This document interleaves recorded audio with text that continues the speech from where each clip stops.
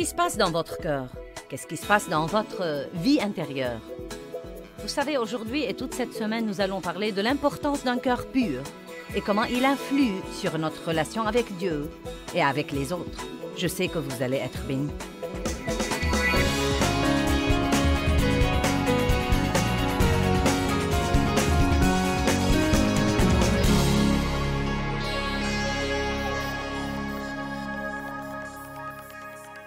Père, je te rends grâce pour la parole ce soir et je prie qu'elle influe sur nos vies et qu'elle nous aide à veiller sur nos cœurs. Si j'étais montée en chair ce soir sans vous dire ce que je vais enseigner et que je vienne vous dire « J'ai appris cette semaine que j'ai une maladie de cœur », tout le monde aurait dit « Oh !» Mais la vérité est que j'ai vraiment une maladie de cœur et vous aussi. Chacun de nous dans cette salle ce soir a une certaine maladie de cœur. Et chaque fois que je vais chez le médecin et que je me fais faire un bilan de santé, il me fait un examen du cœur. Et je crois que les chrétiens doivent vraiment examiner leur cœur beaucoup plus souvent. Car c'est étonnant, honnêtement et sincèrement, c'est vraiment étonnant ce que nous faisons les choses machinalement et continuons à faire la chose chrétienne que nous faisons. Et pourtant, il s'est glissé quelque chose dans nos cœurs qui nous fait mal et qui fait mal aux autres parce que ce qui est en nous va sortir de nous. Et plus vite vous détectez une maladie de cœur et que vous la traitez, mieux c'est pour vous. Quand nous laissons les mauvaises choses dans notre vie sans surveillance longtemps, elles s'enracinent plus profondément et elles deviennent plus difficiles à traiter. Nous allons passer beaucoup de temps ce week-end à parler de la condition de nos cœurs et nous allons parler de la manière dont Dieu teste nos cœurs également. Et les tests que nous passons dans la vie sont très importants pour nous. Dieu ne joue pas pour voir ce que nous pouvons supporter. Dieu nous fait un test, non pas parce qu'il veut savoir ce qu'il y a en nous, parce qu'il sait tout déjà, mais parce qu'il veut que nous sachions nous-mêmes ce qu'il y a en nous. Et nous sommes parfois surpris par ce qu'il y a en nous. Amen? Je n'arrive pas à croire que j'ai fait ça. Et il veut que nous manifestions ces choses pour que nous puissions nous en occuper et y faire face, et comme ça nous grandissons. La vérité nous affranchit. Nous ne sommes jamais affranchis en vivant dans l'obscurité et en vivant dans la tromperie. Satan est le maître de l'obscurité.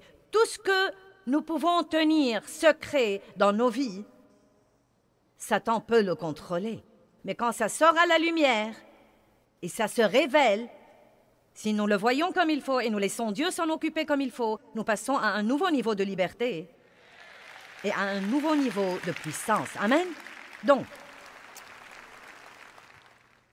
Proverbe 4, 23. Garde ton cœur en toute diligence et en toute vigilance, car de lui sont les issues de la vie. Maintenant, regardons ça. Il ne dit pas que quelqu'un va garder votre cœur, que Dieu va garder votre cœur, que Joyce va garder votre cœur, que votre voisin va garder votre cœur, que votre pasteur va le garder. Il dit, garde ton cœur.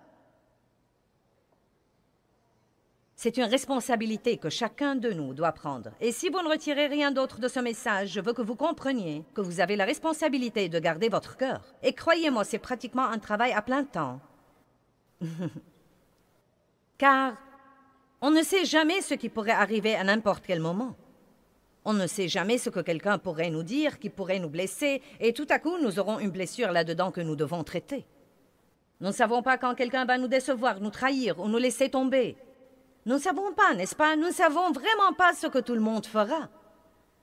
Et donc, nous devons constamment travailler avec le Saint-Esprit pour garder nos cœurs comme il faut. Ceci pourrait être, pour certains d'entre vous, un des séminaires les plus importants auxquels vous auriez jamais assisté. Parce qu'il n'y a rien de plus important que notre vie intérieure. Il y a eu une poignée de choses qui ont vraiment changé ma vie spirituelle avec Dieu. Quand j'ai été régénérée, et rempli de l'Esprit quand j'ai appris l'importance de chercher la face de Dieu et non seulement sa main. C'est très important d'arriver à ce point car ce qui est précieux, c'est la présence de Dieu et non seulement ce qu'il peut faire pour nous. C'était important pour moi, mais une autre de ces choses était la vie intérieure. Apprendre que ma vraie vie est en fait la vie qui est en moi. Le saviez-vous? Ce n'est vraiment pas... La vie n'est pas vos circonstances. La vie n'est pas la maison que vous habitez, ou le travail que vous avez, ou l'argent que vous avez à la banque, car vous pouvez avoir tout ça et être très malheureux. Le monde est plein de gens riches et malheureux. Plein de gens prospères et malheureux. Plein de gens qui vivent dans de grandes maisons et qui sont malheureux. Et je ne sais pas, vous savez, il n'y a pas de mal à jouir des meilleures choses de la vie. Dieu veut vous bénir, mais ce n'est pas votre vraie vie. Votre vraie vie, c'est la vie qui est en vous. Et c'est étonnant ce que vous pouvez être heureux au milieu des pires circonstances possibles et combien vous pouvez être paisible au milieu du désarroi qui sévit dans le monde aujourd'hui si vous savez garder votre cœur dans la condition qu'il faut. Quelqu'un peut dire amen à ça? Matthieu 5, 8 dit « Bienheureux ceux qui ont le cœur pur, car ils verront Dieu. » J'aime ça. Dieu vous parle si vous gardez votre cœur pur. Vous voulez les secrets de Dieu? Gardez votre cœur pur. Bienheureux ceux qui ont le cœur pur, car ils verront Dieu. Ceci ne veut pas nécessairement dire le voir de vos propres yeux, mais vous expérimenterez la présence de Dieu. 1 Pierre 3, 3 et 4 nous dit à quel point l'homme intérieur est important pour Dieu. Regardons-le sur l'écran, s'il vous plaît. Que votre parure ne soit pas seulement les coiffures recherchées et les cheveux tressés, les bijoux d'or ou les toilettes distinguées, mais que ce soit la parure intérieure et la beauté de la disposition cachée du cœur, avec le charme incorruptible et impérissable d'un esprit doux et paisible, qui n'est ni inquiet ni troublé, mais qui est d'un grand prix devant Dieu. Maintenant, je devrais parler aux dames pour 1 minute, car je sais que nous passons beaucoup plus de temps à nous pomponner que la plupart des hommes. Peut-être pas tous les hommes, peut-être que certains d'entre vous. Vous savez, non mais... Vous savez, Dave prend pas mal de temps pour se faire beau le matin, mais ça ne lui prend pas aussi longtemps que moi. Et je crois que si nous passons la même quantité de temps à examiner nos cœurs que nous passons à examiner nos visages... Allez, vous savez comment nous sommes. Nous nous regardons dans tous les miroirs que nous voyons. Vous portez un miroir dans votre sac à main. J'ai sorti le mien il y a quelque temps. Je me suis regardée avant de sortir ici. Je me suis habillée à l'hôtel, je me suis regardée dans le miroir, j'ai examiné mon collier, ma tenue, j'ai tout examiné. Vous savez, examiner. Nous vérifions toujours. Et ici, il y a un miroir dans la chambre verte. Je ne sais pas pourquoi on les appelle vertes, elles ne sont jamais vertes. Et un miroir là, examiner. Je suis sortie ici en me regardant dans le miroir là-bas. Et on a une torche électrique et je m'examine avant de sortir. Donc, si nous pouvons nous donner tout ce mal pour examiner notre apparence et s'assurer que rien n'est de travers, que le rouge à lèvres est toujours là, que les boucles d'oreilles ne sont pas de travers, la fermeture est claire et comme il faut, nous pouvons sûrement passer un peu de temps à examiner nos cœurs. Car, à dire vrai, Dieu s'en fout pas mal et me donne pas vraiment d'importance à ma tenue vestimentaire. Car ce qu'il voit vraiment, et à propos l'ennemi le voit aussi, c'est comment je suis vêtu dans l'esprit. Je veux que vous compreniez cette réalité. Le royaume spirituel est aussi réel que le royaume naturel. Ce n'est pas parce que nous ne le voyons pas qu'il n'est pas là. Et nous devons commencer à prêter plus d'attention à notre vie intérieure qui est nos pensées et nos attitudes. Amen? Est-ce que ça va pour vous jusqu'ici? Maintenant, quand nous parlons du cœur, notre cœur comprend. Il comprend les émotions, toute notre vie spirituelle, notre vie mentale et notre vie physique. C'est la partie la plus secrète où c'est la partie la plus cachée de notre vie. C'est la partie la plus profonde de nous, notre cœur. Une des premières leçons que j'ai apprises de Dieu, et je me souviens toujours, où j'étais assise dans ma maison, j'étais assise sur le canapé. Je donnais une petite étude de Bible à la maison à l'époque. J'avais un grand rêve et une vision, mais j'étais très loin de là où je suis aujourd'hui. J'avais 3 enfants en ce temps-là et je tâchais de les endormir tous les jours pour avoir 2 ou 3 heures libres pour étudier, car je sentais que j'avais un appel sur ma vie. Je ne pouvais pas suivre des cours de théologie, j'avais 3 enfants et donc j'étudiais tous les jours avec le Saint-Esprit. Et une des premières choses que Dieu m'a apprises, et je crois que c'est très important pour notre vie, et c'est une leçon que nous devons apprendre tout le temps, c'est l'importance des motifs. Car le motif n'est vraiment pas ce que nous faisons. Écoutez-moi, le motif n'est vraiment pas ce que nous faisons, c'est pourquoi nous le faisons.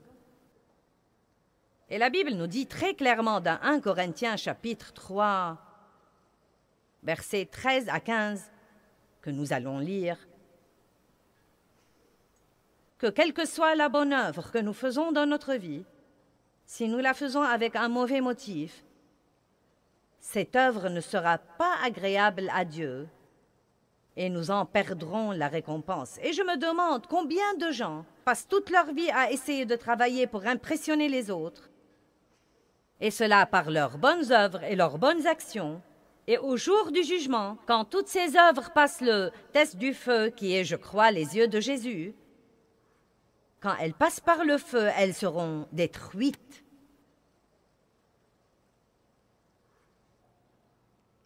« 1 Corinthiens 3, 13.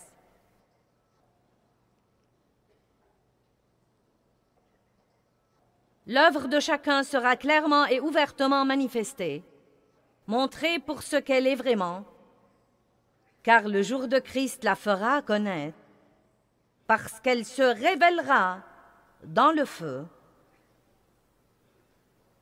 et le feu éprouvera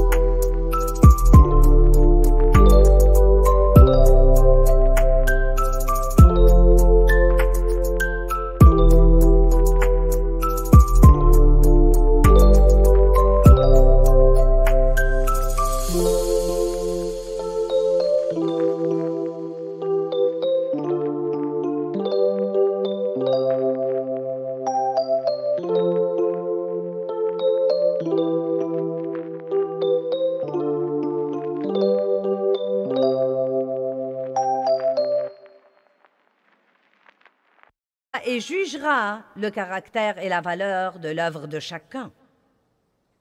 Et si l'œuvre bâtie par quelqu'un sur ce fondement, qui est le produit de ses efforts, subsiste au test, il recevra sa récompense.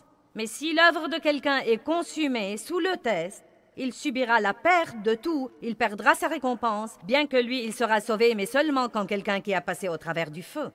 Nous ne sommes pas sauvés à cause de nos œuvres, car notre salut est basé sur la grâce et la miséricorde de Dieu et le sang répandu de Jésus-Christ.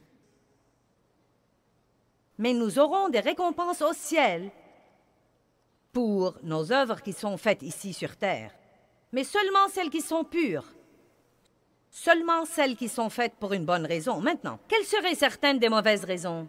Eh bien, Matthieu 6 nous donne un petit aperçu. Il dit: « Quand vous priez, entrez dans votre chambre la plus privée, dans un endroit comme le cabinet, et priez. Que vos prières soient en secret pour que votre Père céleste vous récompense en public. » Il ne dit pas qu'il ne faut pas prier en public, mais il dit que c'est mauvais de prier pour être vu.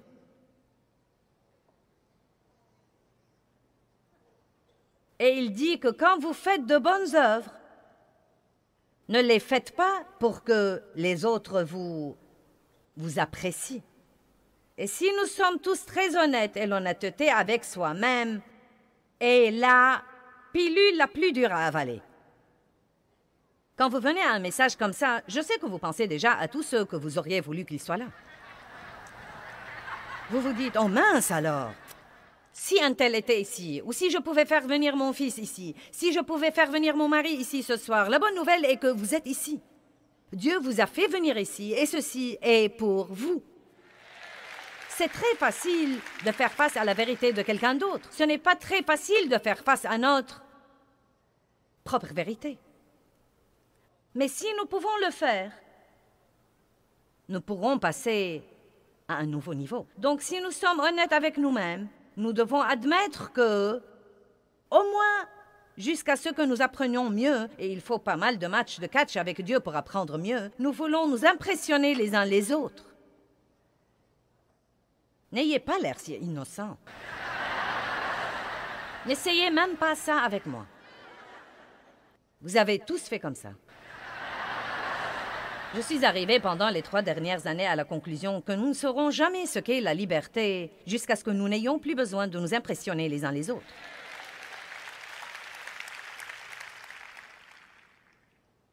C'est à ce moment-là que nous serons libres, quand nous ferons ce que nous ferons pour le Seigneur, parce que nous l'aimons et que nous ne nous soucions que de ce qu'il pense, et que nous ne nous laissons pas entraîner par ce que tous les autres pensent de ce que nous faisons. Donc nous devons commencer. Si nous voulons jamais que notre cœur soit juste, nous devons commencer par comprendre les motifs. Et je suggère que vous preniez quelque temps cette semaine pour vous réunir avec vous-même. Prenez rendez-vous sur votre agenda. Réservez une demi-journée avec vous-même. Et si vous ne pouvez pas vous supporter pour longtemps, commencez par de petits incréments. J'aime passer du temps avec moi-même, mais il m'a fallu du temps pour y parvenir. Réunissez-vous avec vous-même, et je veux que vous notiez tout ce que vous faites, et ensuite posez-vous la question: pourquoi je fais ça? Et croyez-moi, si vous êtes honnête, vous n'aurez plus un programme chargé, car vous pouvez en enlever un tas de trucs dans cette réunion de 4 heures. Car nous ne savons même pas parfois pourquoi nous faisons les trucs. Quelqu'un me l'a demandé et je ne veux pas le fâcher, je l'ai fait. Quelqu'un s'attend à ce que je le fasse, et je ne sens pas que Dieu veut que je le fasse, mais on s'attend à ce que je le fasse. Ou bien nous ne voulons pas... Je faisais des trucs parce que je voulais savoir ce qui se passait, j'étais curieuse. Je vous dis la vérité, et je faisais partie de comités et de groupes parce que je voulais savoir ce qui se passait. Je parle de groupes d'église, de comités d'église. Non, mais j'ai poussé et supplié mon mari de devenir un aîné dans l'église. Et je crois en fait que pour Dave, ça lui était complètement égal. Parce qu'il n'essaye d'impressionner personne, il essaye d'aimer Dieu et de vivre sa vie. Mais moi, je voulais savoir tout ce qui se passait.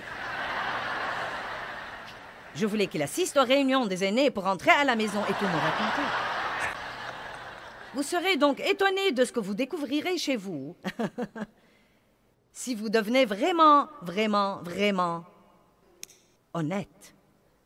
Écoutez-moi, un jour j'étais dans un institut de beauté et c'était à l'époque où tout le monde portait ses pins de Jésus en diamant fantaisie.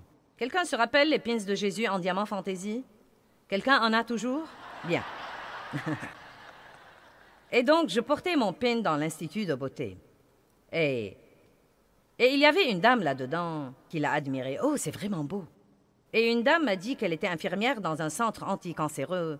Et ensuite, elle a dit, tu sais, je suis chrétienne, mais elle a dit que c'était très dur. Et elle a dit, j'aimerais vraiment pouvoir parler aux gens de Jésus, mais l'hôpital ne nous le permet pas. Et donc, j'ai eu cette idée. Eh bien, vous savez, si elle avait ce pin, et quand elle se pencherait sur les patients, il pourrait voir le nom de Jésus.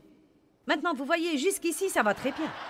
Et ce nom, juste ce nom de Jésus, les aiderait vraiment. Donc, je me suis dit, bien, je vais lui donner ce pin. Donc, je pensais que je devais le lui donner en privé, mais j'ai pensé, eh bien, comment vais-je faire ça? Et si elle quittait l'Institut de beauté avant moi? Et à ce moment-là, la fille qui faisait mes ongles s'est levée et elle a dit, Joyce, nous n'avons plus la poudre que nous utilisons et le fournisseur est à côté. Je vais aller en chercher et je reviendrai dans un instant. Elle m'a laissée assise avec cette dame et nous étions complètement seuls. Dieu m'a fourni l'occasion parfaite pour lui dire que je sens que Dieu veut que je te donne ceci et c'est ce dont il m'a parlé. Et ensuite, m'occuper de mes propres affaires. Mais oh non! Non! Je devais attendre le retour de l'autre dame car j'avais ce débat dans ma pensée. Eh bien, vous savez, il lui serait très utile de me voir donner ce pin et elle comprendrait sûrement que le don fait partie de la vie chrétienne et ceci pourrait l'aider à donner. J'étais vraiment une femme si charnelle et si stupide. Et quand j'ai quitté le magasin, Dieu m'a dit, j'espère que tu as aimé ça car c'est toute la récompense que tu auras. Ensuite, je me suis rendu compte. C'était charnel, charnel, charnel, charnel. Et je suis sûre que vous n'avez pas besoin de réfléchir longtemps pour trouver quelques trucs comme ça dans votre vie. Nous voulons être vus. Nous voulons être remarqués. Nous voulons être appréciés. Nous voulons être remerciés. Nous voulons que quelqu'un nous applaudisse et nous récompense. Et tout ceci est très bien si Dieu vous le donne. Mais si vous trichez pour l'avoir, vous perdez.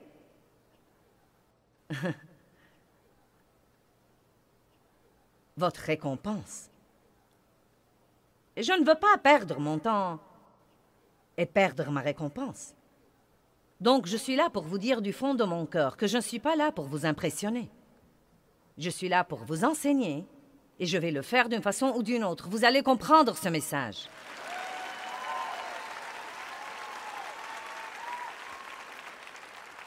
Maintenant, nous allons commencer à parler des différentes maladies de cœur. La première maladie de cœur dont je veux vous parler est la dureté de cœur. La Bible a en fait beaucoup à dire d'un cœur dur. Hébreux 3, 7, 8.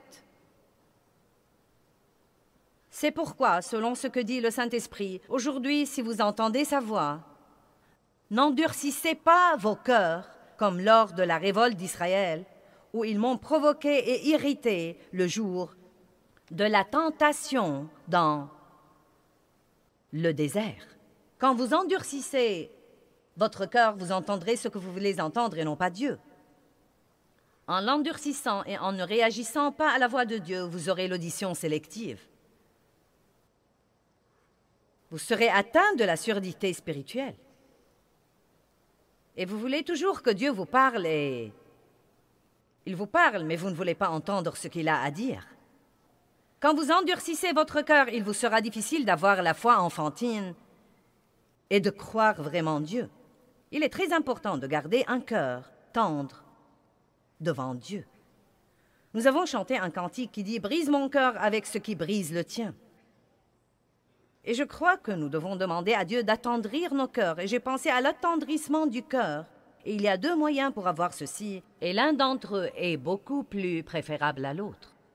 Si je veux attendrir une pièce de viande, je peux utiliser un couperet.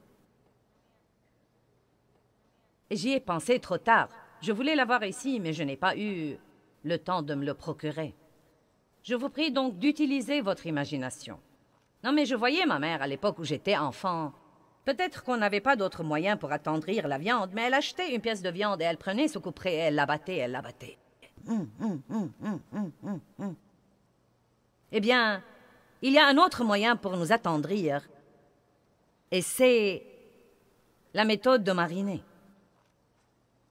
Je connais quelqu'un qui cuit le meilleur steak que j'ai jamais goûté de ma vie, et il le met à mariner dans quelque chose toute la journée. Et quand je mets mon cœur à mariner en présence de Dieu, il devient vraiment tendre. Car vous ne pouvez pas fréquenter Dieu pour longtemps et ne pas lui ressembler. Donc, je préfère la méthode de mariner. Mais si vous ne voulez pas passer du temps avec Dieu et vous ne voulez pas prendre le chemin facile, Dieu peut vous arranger des circonstances. Et quand vous aurez fini, vous sentirez que vous avez suivi le processus du couperet. Quelqu'un est avec moi là-bas? Bien. Mais nous devons veiller à garder nos consciences ainsi que nos cœurs tendres à l'égard de Dieu.